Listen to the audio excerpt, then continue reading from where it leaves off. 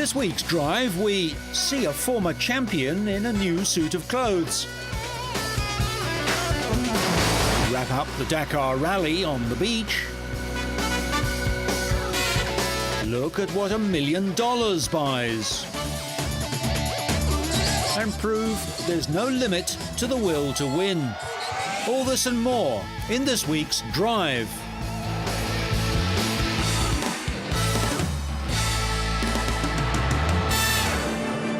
This is the moment BMW and Sauber Formula One fans have waited for all winter. The new Formula One team unveiled their first car at a launch in Spain, declaring that they aimed to be winning races within 3 years. BMW, formerly partners to Williams, announced last year that they were buying Swiss-based Sauber and have recruited nearly 100 new staff. One of those is driver Lars Heidfeld of Germany, who comes back to the team after one season at Williams. Heidfeld, who has a 3-year deal, agreed the new team would need a lot of luck to win this year, but felt that it was not impossible as the red, white and blue F106 took to the test track for the first time. Key team personnel. It's quite special, first of all, because I spent time with the Sauber team before. I spent 3 years with them. I also know BMW from last year with Williams. And I think there's a very special atmosphere within the team right now because they have the resources. Everything is more or less starting from, not really from zero, but this is putting two teams together, and that's quite exciting. He's partnered by former world champion Jacques Villeneuve. The 34-year-old Canadian had a poor season at Sauber last year, but he's been retained by BMW. Team principal Mario Thiessen said the team had 2 number 1 drivers, and the 1997 champion can't wait to get his career back on track. Oh, it's great to be part of BMW Sauber team. BMW has a great history in racing, has had many successes. It's a big company. It's got a lot of engineers, a lot of talent, and also now the team will have a lot of a budget, a lot of money, and that will help to develop the car, to spend time in the wind tunnel, to get all the testing we need, which wasn't the case last year. So it's very exciting. We go now to a wintry Silverstone, where Midland F1, Formula One's newest team, welcomed a new face. Max Biaggi has proven himself on 2 wheels, having won the 250cc World Championship 4 times. But these are uncertain times for the Italian, who severed his ties with MotoGP racing, motorcycling's top category, after being dumped by his Honda team at the end of the 2005 season. Although Biaggi has discussed a possible move to World Superbikes with Kawasaki, he's also shown interest in a possible 4-wheel future. It's not the first time that Biaggi has driven a Formula One car. In 1999, he did some tests for Ferrari in Italy, something MotoGP champion, compatriot and arch-rival Valentino Rossi has been doing more seriously of late. Max said that there's no competition to see who jumps into F1 first. While 26-year-old Rossi has had 3 separate Ferrari tests and is seen as a real prospect to switch from 2 wheels to 4, Biaggi is unlikely to be considered for a serious role at newcomers Midland, even though his outing was at Midland's invitation. With Midland not scheduled to launch its 2006 car until February, Biaggi was invited to drive an older model fitted with a new V8 engine and painted in the new Midland livery. Midland bought out the former Jordan Formula One squad over a year ago, and charismatic former team owner Eddie Jordan attended most of the rounds of last year's World Championship. In his test, Biaggi had to contend with a cold and rain-soaked Silverstone track, the venue for the annual British Grand Prix. Understandably, the Italian drove cautiously in the conditions, completing just 9 laps. Max's test was split into 3 segments, an installation lap, followed by runs of 3 laps and 5 laps. Between the second and third runs, he was given a new set of Bridgestone wet-weather tyres. Although he returned the car to the pits safely and in one piece, it's unlikely the Roman Emperor will be squaring up against Michael Schumacher, Fernando Alonso and the other Formula One stars. Midland have already signed up Dutchman Christian Albers as one of their race drivers, with Portugal's Tiago Monteiro expected to partner him. Biaggi said he was looking forward to another test with Midland, but that no firm plans have been made. The new championship starts in a month and things would then be too busy. He said driving the Toyota-powered Midland Formula One was all about getting the right feeling and checking if he really feels comfortable inside it. He was asked by reporters to compare the Formula One with a MotoGP bike and which he preferred, but he said that he liked both.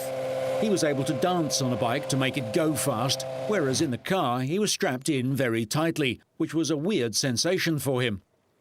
Asked if he's chasing a Formula One seat, Max said it's too early to say, but he isn't closing any doors.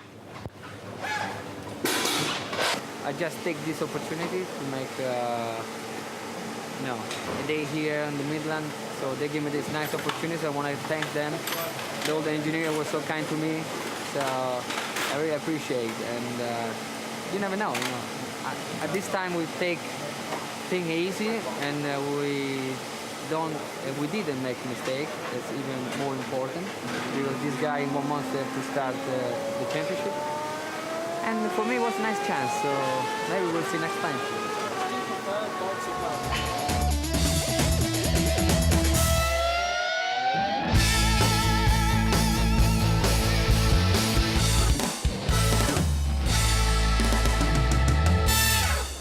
The 15th and final stage of the 2006 Dakar Rally was untimed as a mark of respect to the 3 fatalities in this year's race.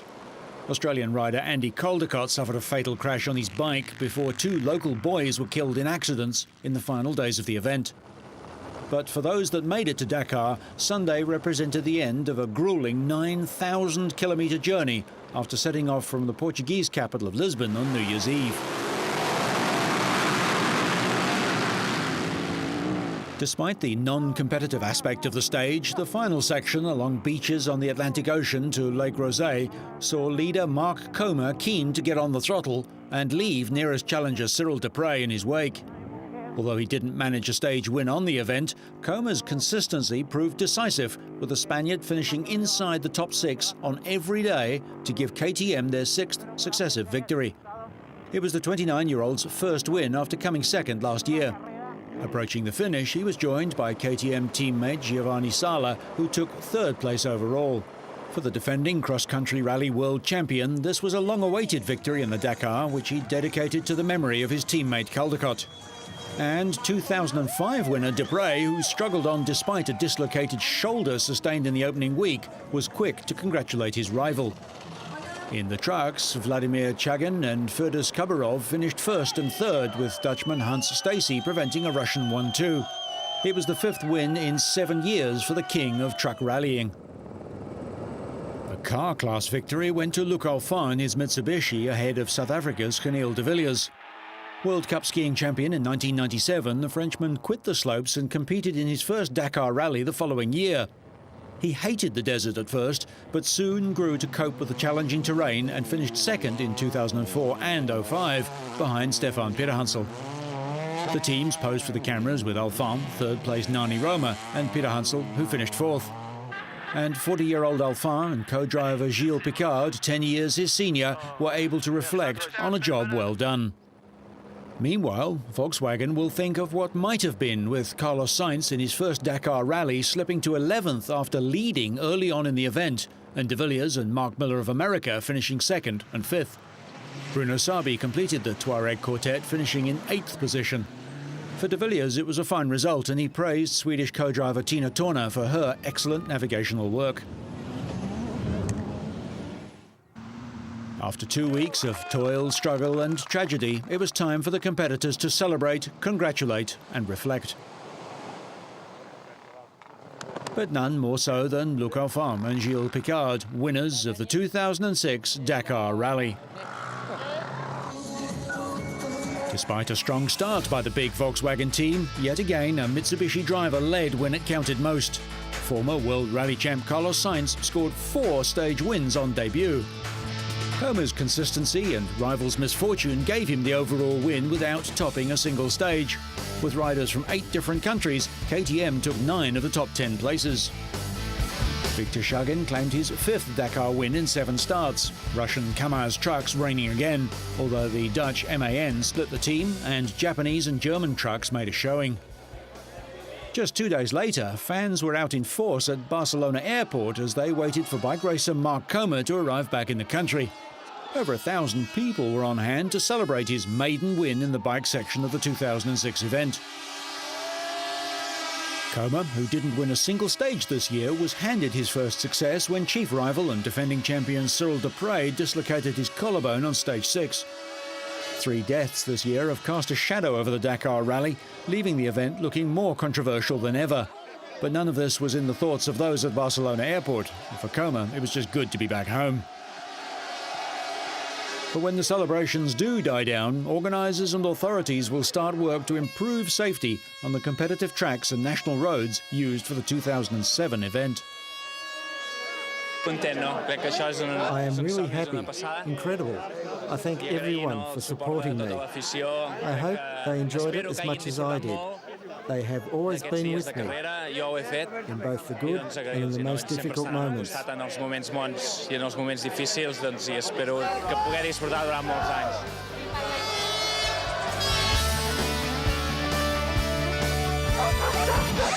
Ducati unveiled the men and machines that they hope will take them to MotoGP success this season at the Italian ski resort of Madonna di Campiglio, just days after the Ferrari Formula One team's annual retreat at the same resort.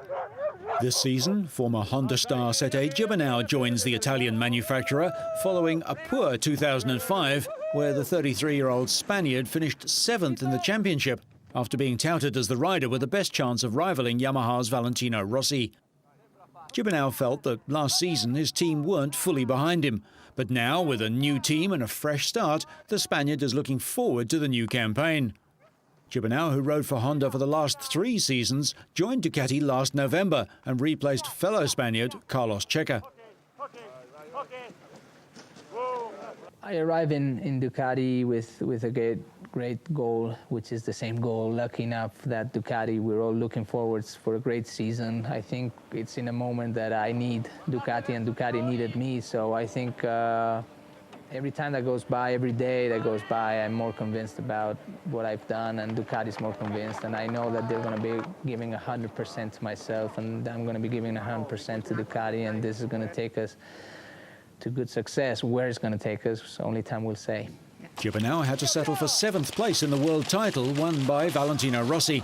He finished runner-up to Rossi in 2003 and 2004. The Spaniard has already tested the Ducati Desmo Sedici at Valencia and Jerez and was pleased with the results.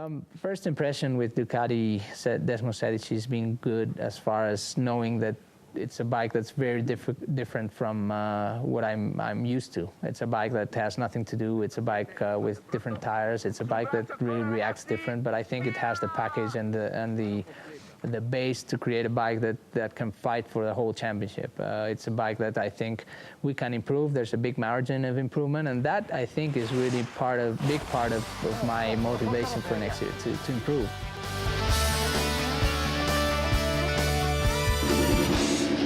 World Superbike champion Troy Corser took the first steps towards the defence of his title with 4 days of pre-season testing at Phillip Island. The Australian was trying out the new Suzuki along with teammate Yukio Kageyama, and the early signs are good for the team, with Corser, champion in 1996 and 2005, topping the timesheets. But more encouragingly, he completed a full 22-lap race simulation, a full half a minute quicker than his racetime victory here last March. Kageyama was not quite up to the pace, but still managed to record laps a second slower than his teammate. Corser spoke afterwards of his satisfaction with the new bike, which he hopes will take him to a 3rd world title. Yeah, the test here at Phillip Island is going very well. The weather's been good, so we've had a good chance to test the new 206 Suzuki. The bike has improved quite a lot in some small areas, with the engine and also with the chassis and suspension. So no, very happy with the test. Consistent, the lap times have been very good, and the feeling on the bike feels very good. The Foggy Petronas team, keen to forget a poor 2005 season, it's a tale of 2 very different riders. Making his superbike debut is Craig Jones, the young Briton who showed his promise with 2 top-8 finishes in 3 Supersport races last year. His partner, 136 race veteran Steve Martin, could be the luckiest man in sport.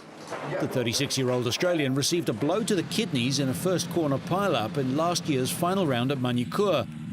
Tests led to the discovery of a cancerous growth, which has since been removed, and Martin is keen to return stronger than ever. While Jones ended up at the bottom of the lap times, Martin used his local knowledge of the track to split the 2 Suzukis, and the team can look forward to improving on last year's disappointing 6th place. For Yamaha France, former MotoGP rider Norik Abe carries their hopes of podium finishes after his debut last year. Abe was 4th on the test, a full second slower than Kageyama in 3rd place.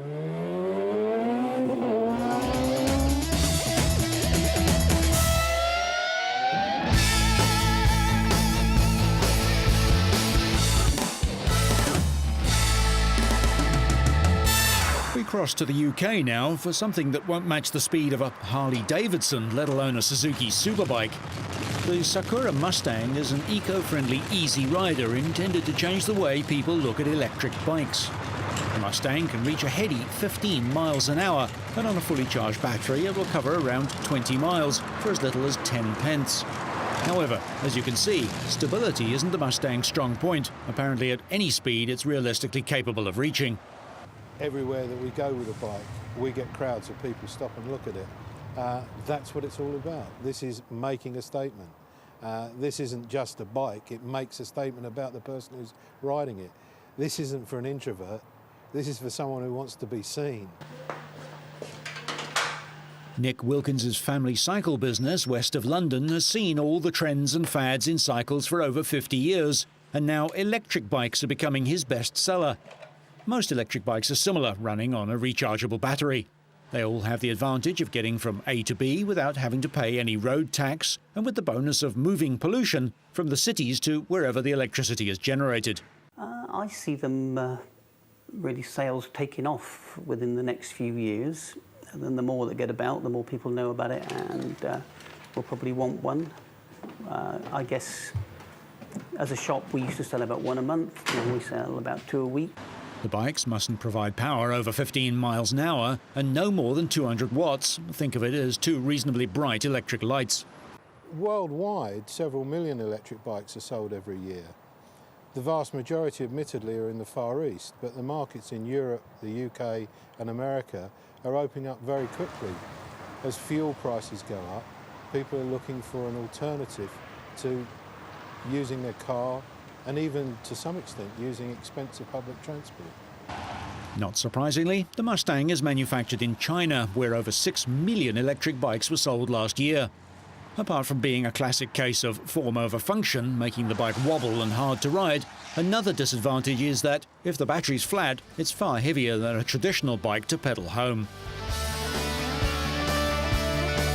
Surrounded by a phalanx of low-slung white Lamborghinis and 2- and 4-seater Ferraris of every hue, plus various other European, expensive beyond belief exotic cars, the latest version of the world's most pricey and powerful production car, the Bugatti Veyron 16-4, went on show in that home of conspicuous consumption, Los Angeles.